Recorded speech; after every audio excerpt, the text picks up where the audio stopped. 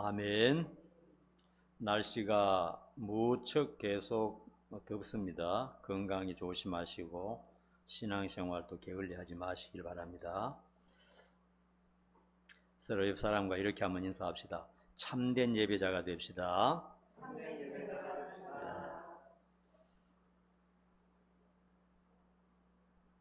오늘은 참된 예배자 이런 제목 가지고 하나님 말씀을 나누도록 하겠습니다. 고대 어떤 나라에는 누구든지 원하는 사람은 왕이 될 수 있었다 합니다.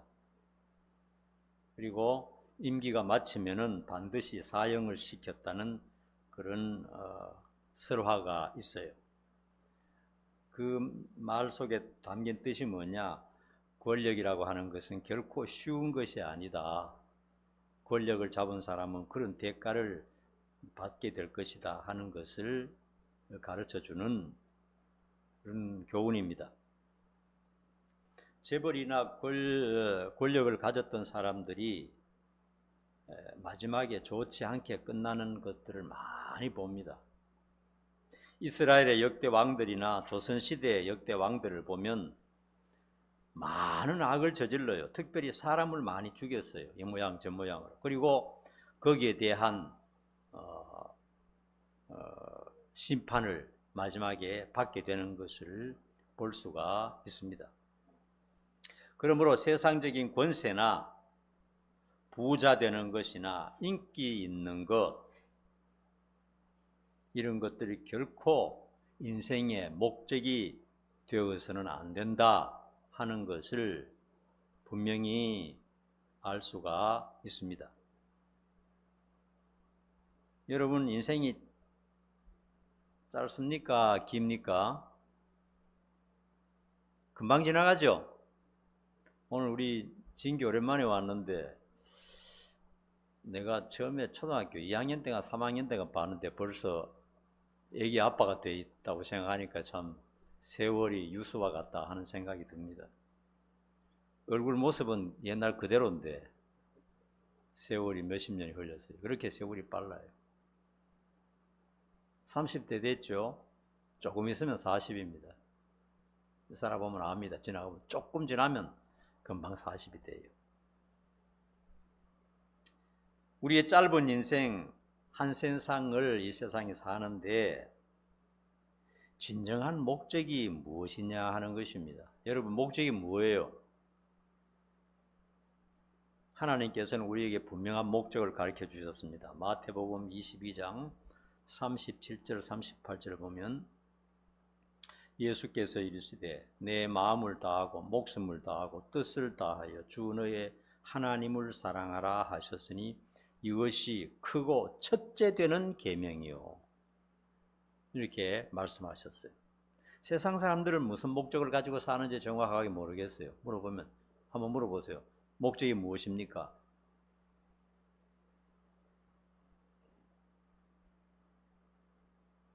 우리 하나님을 믿는 사람들은 하나님을 사랑하는 것, 이것이 인생 최우선의 목적임을 분명히 믿습니다. 우리는 너무 자주 잊어먹어요. 목적을 잊어먹으면 안 됩니다. 그러면 엉뚱한 짓을 해요. 하나님을 사랑하는 방법이 뭐냐? 진정한 예배자가 되어서 항상 하나님께 예배드리는 것, 그것이 우리 삶의 본질적인 것이고 가장 중요합니다. 우리 인생이에요. 너무나 짧아요. 그렇기 때문에 모든 것을 다 할 수는 없습니다. 모든 것을 다 할 필요도 없고 가장 중요한 것은 놓치지 말아야 된다는 겁니다. 그게 뭡니까? 하나님을 사랑하는 것인데 하나님께 예배드리는 것. 우리가 이 세상 살아있는 날 동안 거기에 내 인생의 초점을 맞추고 살아야 되는 것입니다. 우리의 진정한 목적이 세상에 있지 않고 잘 먹고 잘 사는 것도 아니고 장수하는 것도 아니고 인기 얻고 명예를 얻는 것도 아니고 뭡니까? 하나님께 진정으로 예배드리는 것이라는 것을 다시 한번 기억하는 시간 되기를 간절히 축원드립니다. 여러분, 비행기를 조종하는 조종사가 목적지를 분명히 알아야 되죠. 목적지를 모르고 아이고 비행기 띄워놓고 잠이나 한숨 잘까, 술 한잔 마시고 그렇게 하면 어떻게 됩니까? 목적지를 잊어버리고 그냥 자기 생각대로 살면은 대형 사고가 터집니다. 전부 다 죽습니다. 인생이 나름대로 아무리 열심히 살아도요, 목적을 모르거나 잊어버리면은 마지막은 멸망밖에 없어요. 아무리 노력하고 아무리 인기가 있고 아무리 부자 되고 권세를 가졌다 할지라도 하나님이 가르쳐 주신 목적을 잊어버리면은 마지막에 가면 멸망밖에 남는 게 아무것도 없다 하는 것입니다. 그러므로 교회에 나오는 여러분들이 얼마나 큰 축복입니까? 인생의 진정한 목적이 무엇인가를 하나님이 가르쳐 주셨으니까 그것을 아니까요.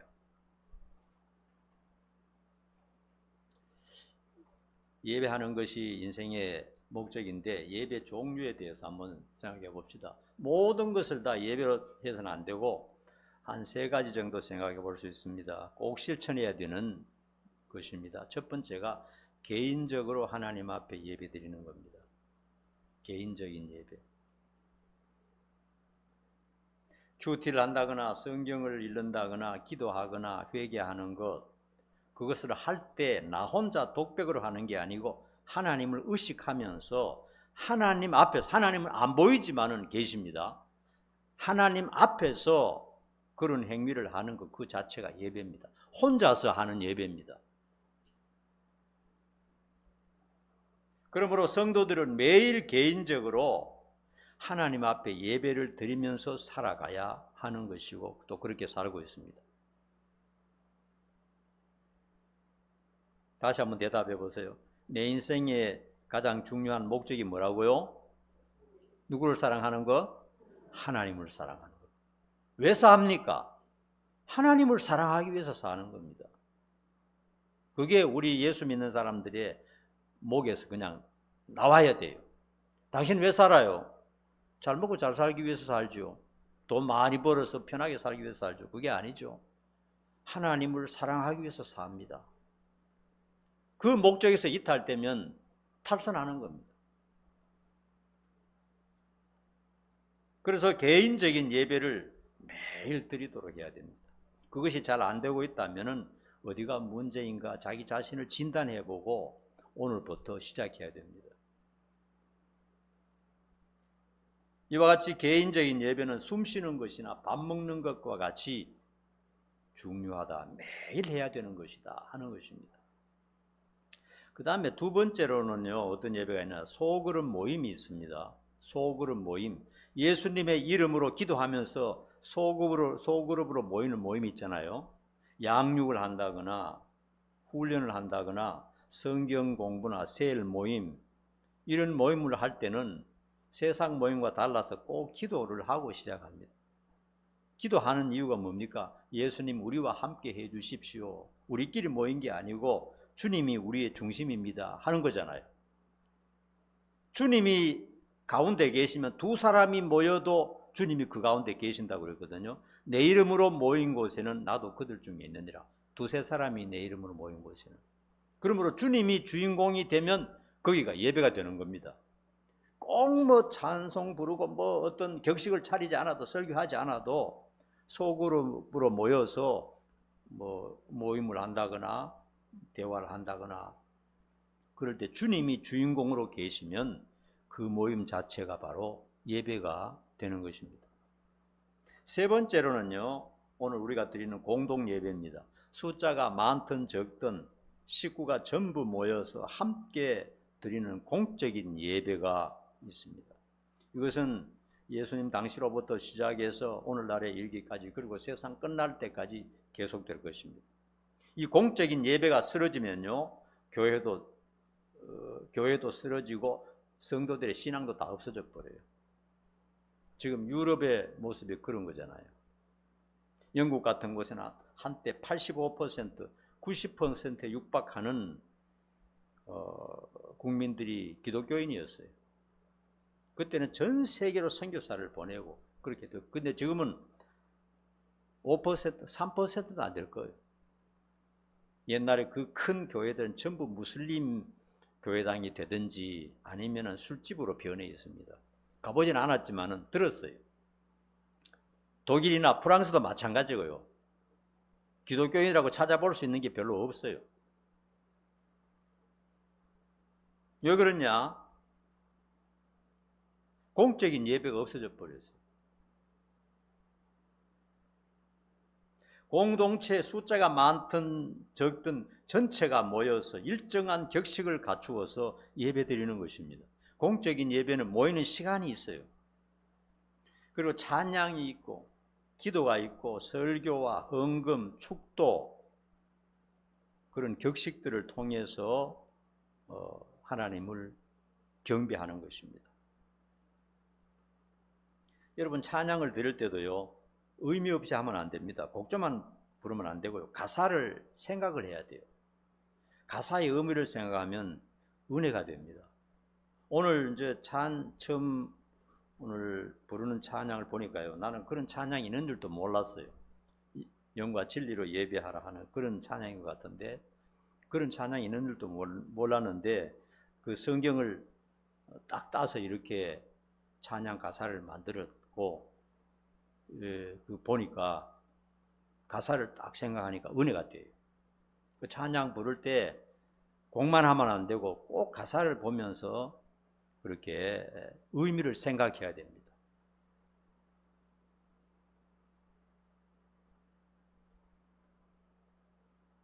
하나님은 예배 위에 임하신다고 그랬습니다. 성경에 공동으로 예배를 드릴 때 하나님의 역사가 일어나고 성도들에게 복을 주신다고 하셨어요. 이걸 우리가 믿어야 됩니다. 의미 없이 우리가 그냥 시간 때우려고 여기 와 있는 게 아닙니다. 이 더운데 하나님이 계시기 때문에 우리가 함께 한 몸, 한 뜻, 한 마음으로 같이 하나님을 경배하는 겁니다. 하나님은 살아계시고요. 그 참된 마음과 준비된 태도로 예배드릴 때 성령의 역사가 충만하게 이루어지면서 우리의 마음이 기쁘고 또 회복과 치유가 일어나게 되고 또 걱정했던 부분들이 풀리는 것들을 볼 수가 있습니다. 그래서 이런 세 가지 예배 종류 모든 것을 다 예배로 해서는 안 되겠지만은 개인적인 예배는 매일 꼭 해야 됩니다. 그리고 소그룹 모임 예배 그리고 공적인 예배 이런 예배는 꼭 일생 죽는 그날까지 내 몸이 움직일 수 없는 그 순간까지 계속해서 해야 됩니다. 왜 그렇게 해야 되느냐? 내가 사는 목적이니까요. 그거 안 하면 살 이유가 없다는 겁니다. 우리 기독교인들은 하나님을 사랑하는 것, 하나님께 예배드리는 것 아니면 살 이유가 없어요. 그렇기 때문에 살아있다는 것 자체는 바로 하나님을 사랑하기 위한 것이고 예배를 드려서 하나님을 섬기기 위해서 살아있다 하는 것을 분명히 하셔야 됩니다. 그 예배만 잘해도요 인생의 80%는 성공하는 겁니다. 다른 건 못해도 다른 것에 좀 실패했다 할지라도 반대로 다른 것 너무 잘하고 너무 성공하고 너무 인기 있고 위대한 소리 듣는다 할지라도요 하나님을 모르고 예배가 없다. 그 사람은 마지막에 가면 건질 게 아무것도 없어요. 인생 실패한 겁니다. 그 다음 두 번째로 예배에 이제 외적인 요소가 있습니다. 예배 드릴 때 세 가지를 말씀드리겠는데 몸으로 헌신하는 겁니다. 몸을 드려야 돼요. 예배는 침대에 들어 누워 가지고 영상으로 예배했던 것을 이제 설교를 듣는 것은 예배 드리는 게 아닙니다. 그것은 예배를 구경하는 것이죠. 남이 예배 드렸던 것 관람하는 것이죠. 관람은 자유입니다. 그러나 예배는 아닙니다. 음식을 먹으면서 친구들과 노닥거리면서 그냥 틀어놓고 예배를 드린다.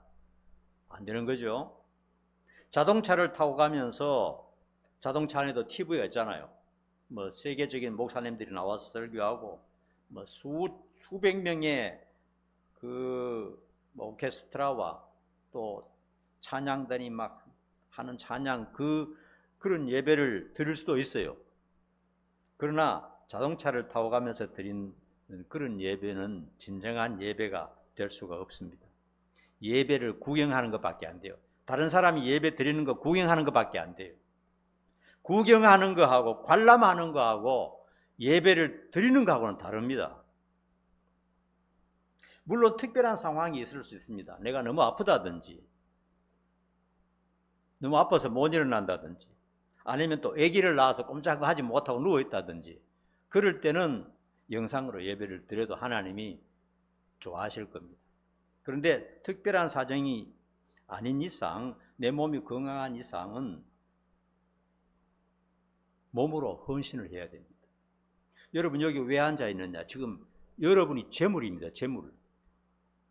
옛날에 제물은 뭐였죠? 구약시대 제물은 양과 염소죠. 그거 잡아가지고 피를 강같이 흘려서 태워서 하나님께 제사를 드립니다. 그거 없으면 예배가 안 돼요.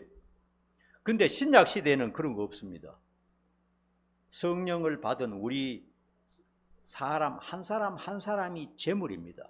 지금 하나님 앞에 앉아서 사한 제물을 드리는 겁니다. 오늘 본문에 있잖아요. 사한 제물로 드리라 그래요. 구약시대에는 사한 제물 드리면 안 됩니다. 전부 죽여서 드려야 돼요. 그런데 신약시대에는 사한 제물을 드리는 겁니다. 사한 제물이 뭡니까? 우리의 몸입니다. 우리의 몸. 우리의 몸이 하나님 앞에 나오지 않고는 진정한 예배가 되지 않는다 하는 것입니다.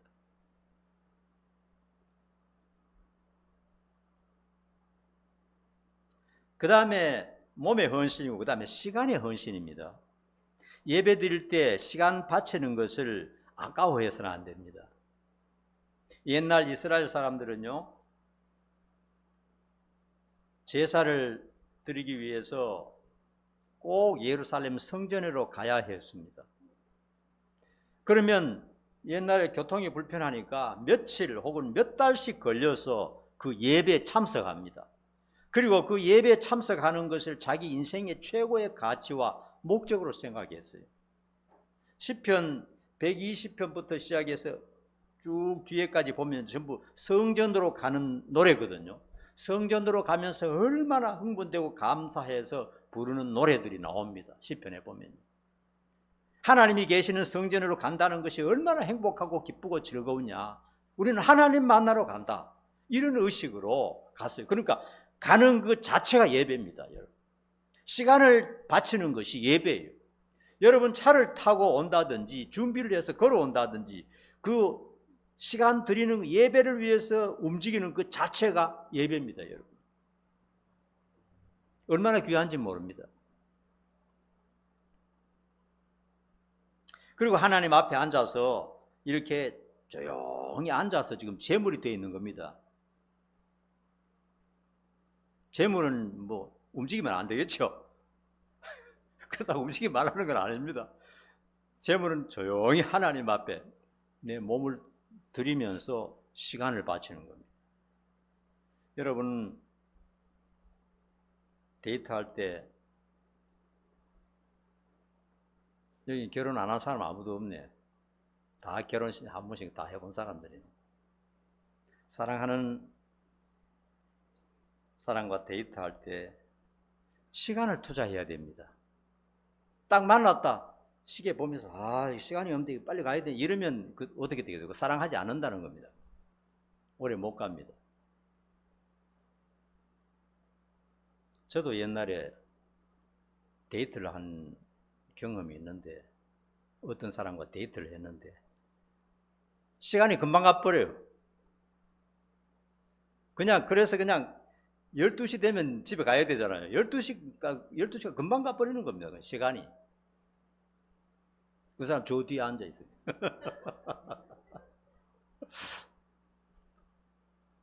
시간이 그렇게 빨리 지나가는 겁니다. 정말로 사랑하는 사람이라면요, 가치 있는 시간이 아깝지가 않습니다. 우리가 하나님을 사랑한다면 기꺼이 시간을 바칩니다. 개인적으로도 기도하는데도 시간 바치고 성경 읽는데도 시간 바치고 그리고 성경 읽고 기도할 때도 하나님이 내 앞에서 다 보고 계시고 나는 하나님 앞에서 예배 드리는 것이다. 그런 의식으로 하는 것입니다. 그런 시간을 하나님 앞에 드리는 게 아깝지가 않아요. 그 다음에 세 번째는 물질의 헌신입니다. 예배자는 하나님께 반드시 11조와 감사 헌금을 드려야 됩니다. 이것은 인간이 정한 것이 아니고요, 성경의 매뉴얼입니다. 하나님께서 분명하게 명령하시고 정해주신 것입니다. 헌금 없는 예배는 진정한 예배가 될 수가 없어요. 여러분, 물질은요, 인간에게 가장 귀한 것입니다. 가장 귀한 것이 물질이기 때문에 그 인간, 그 사람의 마음을 정확하게 표현하는 겁니다. 물질이 그 사람의 마음을 표현해 줍니다. 다른 건 잘 몰라요. 말도 아름답게 할 수 있고 행동도 참 교상하게 할 수 있지만요, 그 사람은 진짜는 몰라요. 진짜는 뭘 봐야 되느냐? 그 사람 물질을 통해서 볼 수가 있습니다. 그래서 헌금은 신앙을 평가할 때 가장 수학적이고 구체적인 그런 신앙의 모습을 보여준다 하는 것입니다. 자기 자신도 알고 또 다른 사람도 알게 되는 겁니다. 그래서 아무리 신앙이 좋다고 스스로 말한다고 해도 나는 신앙이 너무 좋아, 나는 수십 년 동안 교회 다녀서 나는 이런 일도 하고 저런 일도 일 많이 해서 그러나 물질이 가지 않는다, 11조가 없다, 그러면 그 사람의 신앙은 믿을 수가 없어요. 그래서 물질의 헌신이 있어야 된다. 그러므로 공적 예배는 몸으로 드려야 되고 시간을 바쳐야 되고 물질을 드려야 된다 하는 것을 알아야 됩니다. 그 다음 세 번째로 예배의 내적인 요소가 있습니다. 이런 외적인 요소만으로는 진정한 예배가 될 수가 없어요. 오늘 보니까 영과 진리로 예배하라고 그랬어요. 로마서에서는 몸으로 산 제물을 드리라 그랬는데 요한복음에 들어가 보니까 영과 진리로 예배하라, 이게 이제 혼합이 되는 겁니다. 그러니까 외적인 요소도 중요하고 내적인 요소는 더 중요하고 그런 겁니다. 그런 것이 결합이 될 때 하나님이 받으시는 예배가 돼요. 가장 중요한 것은요, 일단요, 예배 드리는 사람이요, 감사가 있어야 됩니다. 감사. 여러분, 이 시간 예배 드릴 때요, 무언가 감사가 있어야 돼요. 내가 여기 와서 하나님 앞에 예배 드리고 있다 하는 것에 대한 감사가 있어야 됩니다. 그리고 하나님을 사랑하는 마음이 있어야 됩니다. 하나님께서 나에게 베풀어 주신 그 은혜, 평생 동안 저질렀던 그 많은 죄를 하나님이 다 제거해 주셨다 그랬잖아요. 거기에 대한 감사와 사랑, 이런 것들이 내 생각 속에 있어야 돼요. 우리 사람은 동물과 달라서 이성적이잖아요. 항상 생각을 하지 않습니까? 예배를 드리고 설교를 듣는 이 순간에도 여러분들은 무엇인가 계속 생각하고 있습니다. 무엇인가 복잡하게 계속 생각하고 있는데 그 생각 속에 가장 중요한 게 뭐냐? 참 감사하다. 또 하나님을 생각하면서 참 하나님 사랑합니다, 이런 마음이 우리 마음속에 있을 때 영과 진리로 진정한 예배가 이루어진다는 겁니다. 그 마음이 없이 그냥 형식만 갖추어서는 참된 예배가 되지 않는다 하는 것입니다. 성경에 보면요, 선지자들을 통해서 하나님께서 그들의 거짓되고 위선적인 예배를 보시고 역겹다 이렇게 말씀하신 적이 많이 있어요. 너희들 드리는 제사 역겹다. 역겹다 하는 제사를 하나님 받으시겠어요? 복을 주시겠어요? 말라기 선지자 같은 데 보면 하나님 이렇게 말씀하셨어요. 차라리 누가 나서서 성전 문을 못을 박아버려라. 사람들이 안 들어가는 게 좋겠어. 그들이 외식과 형식과 거짓으로 드리는 그런 예배, 또 세상 속에 나가서 엉망진창으로 살면서 한번 모여가지고 하나님 사랑합니다 하는 그런 거 나는 싫어해. 성전 문을 닫았으면 좋겠다 이렇게 말씀하시는 부분도 있어요. 창세기에 보면 가인과 아벨이 함께 제사를 한날 한시에 드렸습니다. 그런데 하나님께서 아벨의 제사는 받으시고 가인의 제사는 거절하셨어요.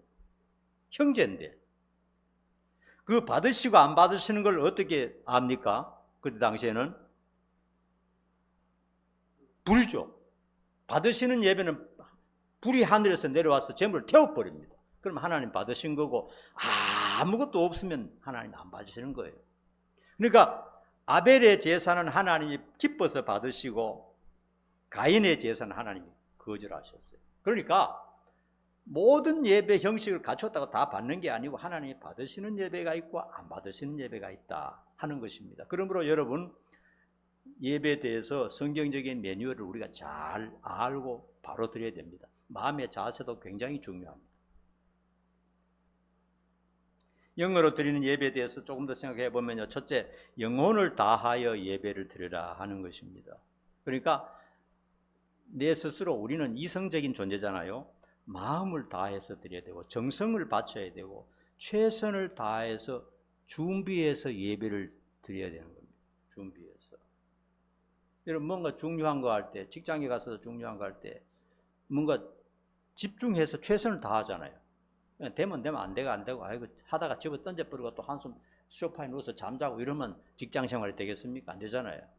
예배 드리는 것도 내가 할 수 있는 정성을 다해야 됩니다. 내가 할 수 있는 정성을. 그리고 중요한 것은요, 한 주간의 삶이 예배의 질을 결정한다는 것입니다. 일상생활이 양심적이고 정직해야 참된 예배자가 될 수 있다. 이것은 성경에서 많이 나오는 얘기입니다.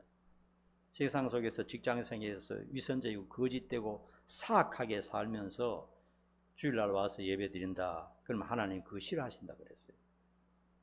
만약에 우리가 세상 속에 잘못한 것이 있다면 꼭 회개를 해야 됩니다. 꼭 회개를 하고 마음을 바르게 해서 진실되게 예배를 드려야 되는 것입니다. 그 다음에요, 영어로 드리는 예배는요, 성령의 임재가 핵심입니다. 키포인트입니다. 진정한 예배는 성령의 임재 없이는 공허하고요, 또 지루하고 짜증이 납니다. 예배 드리는 시간이 짜증이 나요. 성령이 없으면. 성령의 임재, 성령의 기름 부으심, 이 한마디로 예배의 모든 것이 결판이 나는 것입니다. 그러므로 성령을 사모해야 되겠죠. 기도해야 되겠죠. 성령님, 저 혼자 두면 안 됩니다. 저 자연인 그대로 두면 예배 못 드립니다. 꼭 도와주세요. 저를 사로잡아 주셔서 영과 진리로 예배할 수 있도록 성령님 도와주세요. 하나님은 영이십니다. 하나님은 눈에 보이지 않습니다. 절대로 눈에 안 보입니다. 그러므로 영이신 하나님께 예배 드리는 자는 성령의 임재를 통해서 역사가 이루어지는 겁니다. 성령이 중개해 주지 않으면 보이지 않는 하나님을 어떻게 예배합니까? 살아있는 사람한테는 가서 절을 할 수도 있고 칭찬할 수도 있지만 하나님은 안 보이니까 그 안 보이는 하나님과 우리를 연결해 주시는 분이 성령이란 말이에요. 그래서 성령의 역사를 가로막는 우리의 모든 결함을 고치고 회개할 필요가 있습니다. 꼭 회개를 해야 됩니다. 꼭 회개를. 예배 드리기 전에 꼭 회개를 하고요. 늘 회개하는 마음으로 살아야 돼요. 죄를 안 짓고 살면 참 좋겠지만은 세상 속에서 그런 사람은 참 없어요. 죄 안 짓고 사는 사람은 없습니다. 남녀노소 불문하고 다 죄인입니다. 우리는 그것을 알고 있어요. 그렇기 때문에 늘 겸손하게 회개해야 됩니다. 나는 죄인입니다. 하나님 은혜 아니면 하나님 앞에 나올 수 없습니다. 저를 좀 용서해 주세요. 이런 태도를 가지고 할 때 성령님께서 그를 불쌍히 여기시고 도와주시는 것입니다. 그 다음에 진리로 드리라고 하는 것은요, 하나님의 말씀이 진리거든요. 하나님의 말씀에 따라서 예배를 드려야 됩니다. 여러분, 세상 종교에는요, 무슨 말을 하느냐 하면 지성이면 감천이라 이렇게 말합니다. 무조건 정성을 다하면 뭔가 된다고 생각해요. 내 정성을 다 하면은, 노력을 다 하면은 설마 신이 감동받지 않겠어? 이런 생각을 합니다. 이 정도 노력, 이 정도 충성, 이 정도 지성인데 신이 가만히 있겠어? 이런 생각을 어렴풋이 하는, 그런 생각을 하는 거예요. 세상 종교는 그렇습니다. 그러나 기독교의 예배는요, 인간의 그런 어떤 뭐 공적이나 뭐 특별한 열정 이런 게 중요한 게 아니고 성경대로 해야 돼요. 10분을 하든지 5분을 하든지 성경에 맞아야 됩니다. 성경과 위배돼 버리면 뭐 하루 종일 정성을 다하고 드리고 한다 해도 안 되는 겁니다. 그거는. 성경이 정해주신, 하나님이 정해주신 그 매뉴얼대로 예배를 드릴 때 그것이 뭐 5분이든지 10분이든지 1시간이든지 상관없이 하나님 기뻐 받으시는 겁니다. 오랫동안 한다고 해서 그게 좋은 예배가 아닌 겁니다. 1분을 기도드려도 성경의대로 진실된 마음으로 기도드리면 그 예배가 되는 겁니다. 하나님 받으시는 겁니다. 그 사실을 알아야 돼요. 진리로 해야 되는 거지 자기의 정성만으로는 안 된다는 겁니다. 아무리 화려하고 대단하게 보인다 해도요, 사람에게 감동을 주고 사람의 눈을 삥 돌아가게 한다 할지라도 말씀에서 벗어나 버리면 그거는 하나님이 받지 않으시는 예배가 되는 겁니다.